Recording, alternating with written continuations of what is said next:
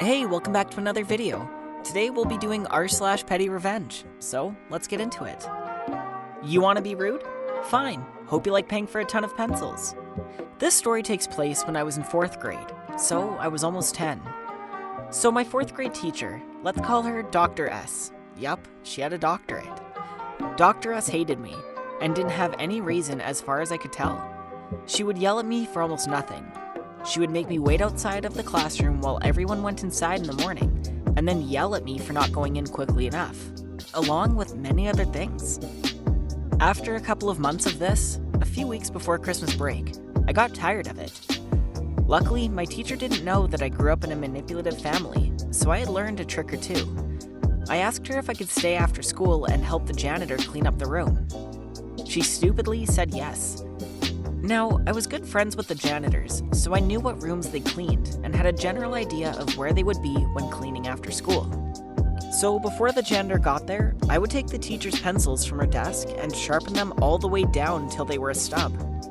It took a few good minutes, but it was worth it.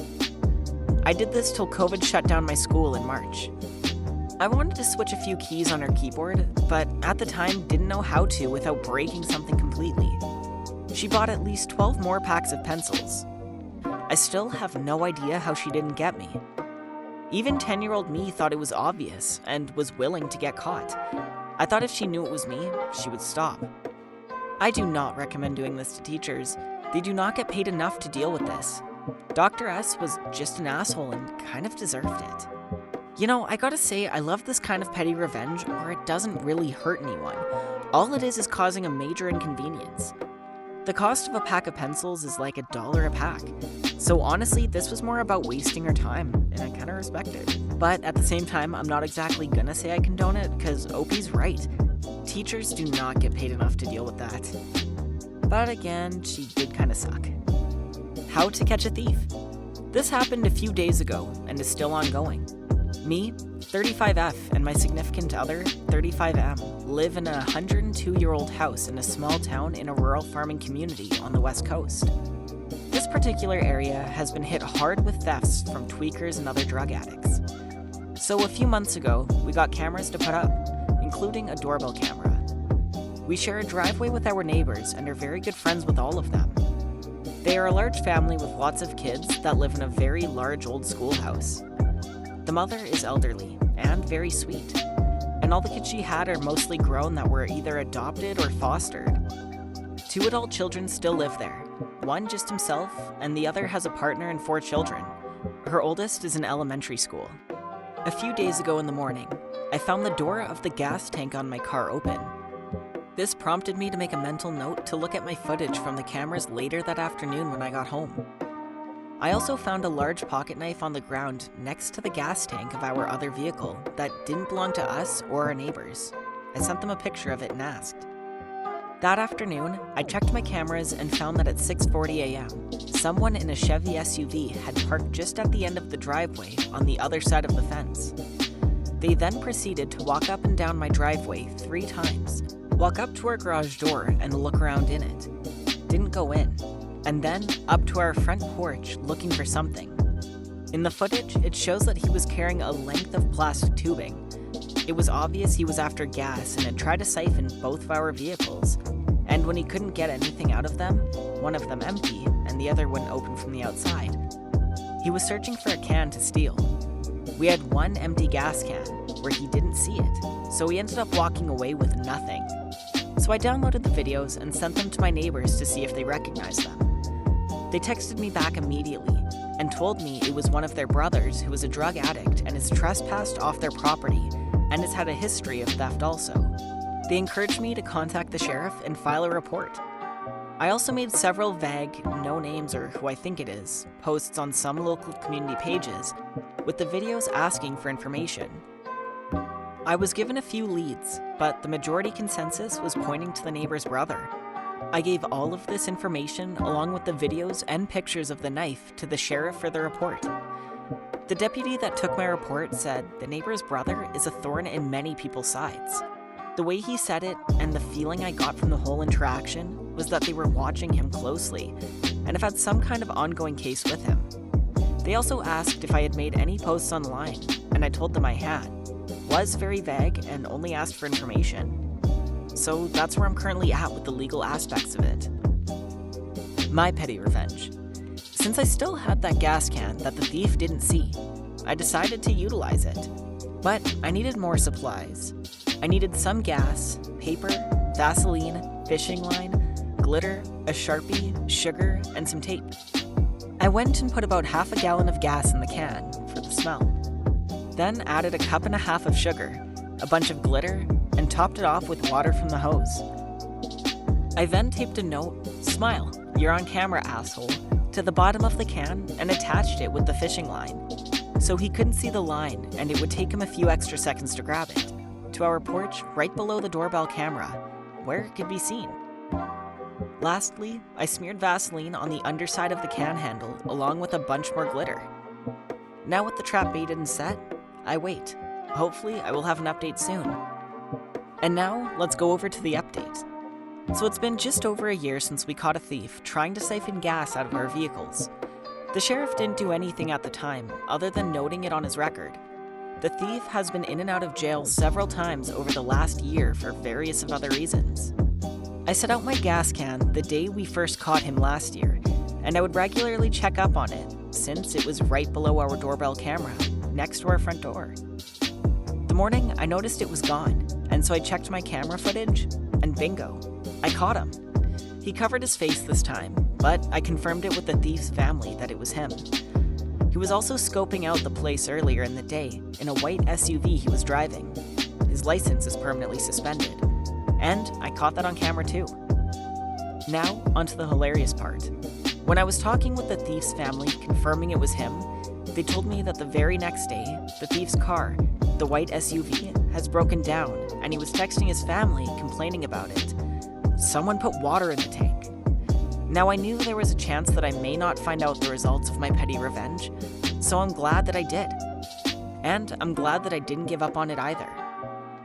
After I was done talking to his family, with their encouragement and blessing, I contacted the sheriff again and filed a report and sent them the videos I had.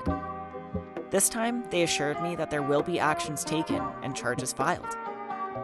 I'm planning on getting another gas can and mixing it up with another concoction, just in case another moron decides to steal from us. In the meantime, I will update when I hear more from the family and the sheriff. Yes, I'm evil, and any haters can kindly screw off. And one final update. Just got confirmation from the sheriff that the thief has been arrested and is back in jail. This is honestly beyond petty revenge, but that's fine, this guy kinda got what he deserves. Out of all fairness, I do hope he does get the help he needs. And if he also can't put two and two together that there was glitter all over the can and all over his hand from stealing it, and glitter in the gas tank, he kinda deserves for it to happen again if he pulls this again. I would also love to see the look on the mechanic's face when he drains the gas and sees what's in it. But anyways, on to our final story. So this one's from a comedian named Mick, and I'll also link his book in the description. The Great Wall of Red Bull. Way back in 2011, I got laid off from a publishing company that I had expected to retire from, after working there for 14-ish years.